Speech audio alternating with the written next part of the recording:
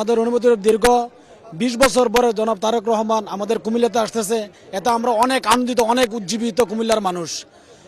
ঠিক আছে, আমরা চান্দিনা থেকে আসছি।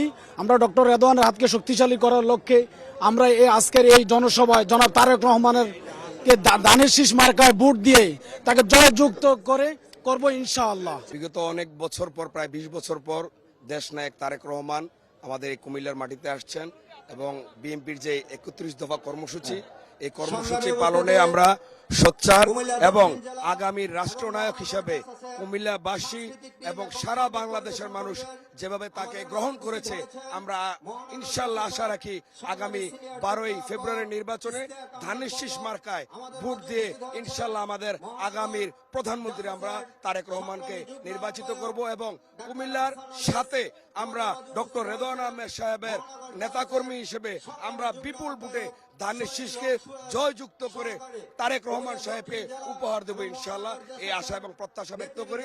এবং আমি আশা রাখি আজকের এই যে ডিগবাজি মাঠ, আজকের এই সোহাগাজী ডিগবাজি মাঠ, এই মাঠে ইনশাআল্লাহ জনসমুদ্র রূপান্তরিত হবে এবং বাকিটি ৬৪ জেলার মধ্যে আমি আশা রাখি ইনশাআল্লাহ এই জনসমাবেশ বা এই জনসমাগম ইনশাআল্লাহ একবারে সবার প্রথম হিসাবে এই কুমিল্লার এই জনসমুদ্র রূপান্তরিত হবে আজকের এই জনসমাবেশ, তারেক রহমানের জনসমাবেশ।